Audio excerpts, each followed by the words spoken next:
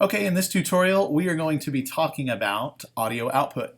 This is where we are going to tell Ableton to send the instrumentation so that it's going to the right channel when it gets to the front of house and set up for your ears. The way that we do that is with this area down here called Audio 2. Right now, it's going to default to the master audio output. What that means is whatever you are playing your audio on your computer with right now, which is probably your computer speakers, it's going to play to those speakers. But what we want it to tell it to do is to go to a different channel. It'd be the same concept as if you were plugging your instrument into a snake that was on stage. So, for example, I would say for the guitars, I want my external output because I'm going to be moving this to a sound card. This is what's on board my computer. This is what's not on board my computer. So this is an external sound card that we're sending it to. We're going to say external sound card, and we're going to choose channel 2. So think of it like this. If you're on stage and you plugged your amp in, you're in an isolation cabinet, and you're running the microphone cable from the back of the isolation cabinet to the snake. And he says, plug your XLR into snake channel 2. You're doing the same thing, it's just we're doing it digitally as opposed to with an actual XLR cable. Now, what I can tell you with this is I do not have the proper sound card selected because right now I should have a lot more than just a stereo channel and then a left-right channel. So what I'm going to do is go here to configure, and we're going to choose a different sound card. You'll notice in here under the audio, you'll have every selection that you could have for your output and your input for the audio card.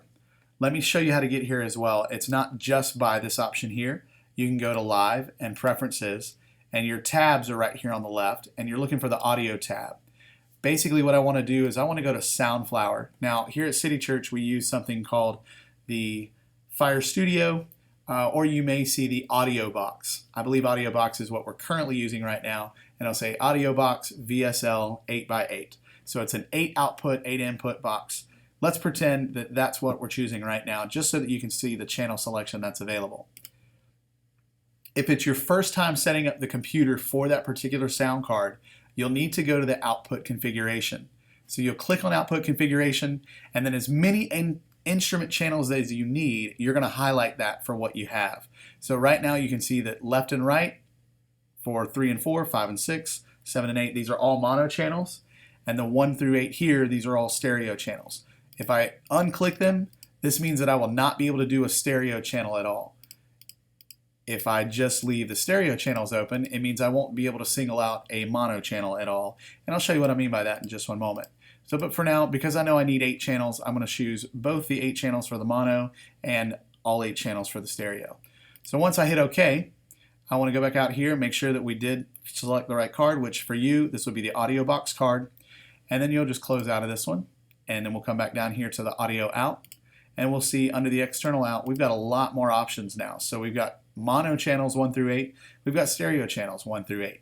So if you're using a City Church laptop, on that laptop by the base of the screen, you'll see where it says to set up each one of those outputs.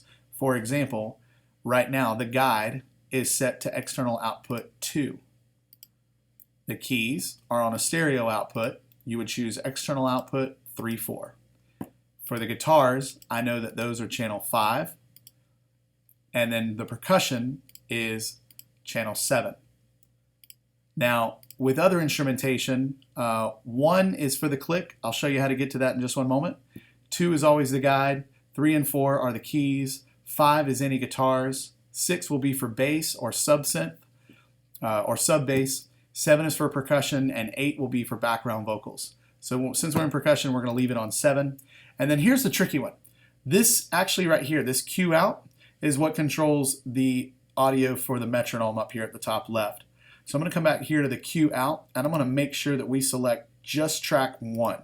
If I leave this on the stereo track, what this means is you're going to hear the click both in the click area, and you're going to hear it on the guide in your ears. You want to make sure that we're just sending the click to the click channel. So right now we've got the click on channel 1, we've got guide on channel 2, we've got keys on 3, 4, we've got guitars on 5, and percussion on 7.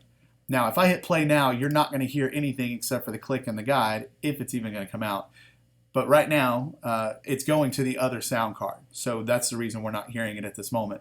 But this is exactly how you would set it up to make sure that it plays. Sometimes whenever you log into Ableton, you may see this red button at the top. It means that it's either not connected to the sound card or you haven't turned the sound card on. So make sure that you click on this red box if you see it up here. And if there is an option to configure it, it'll tell you that up there.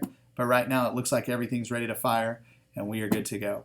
And that's all there is for the audio output. You just want to make sure that you select the external output, the channel that you need to send it to, which is marked on every laptop that we have. And if you have any other questions, let me know.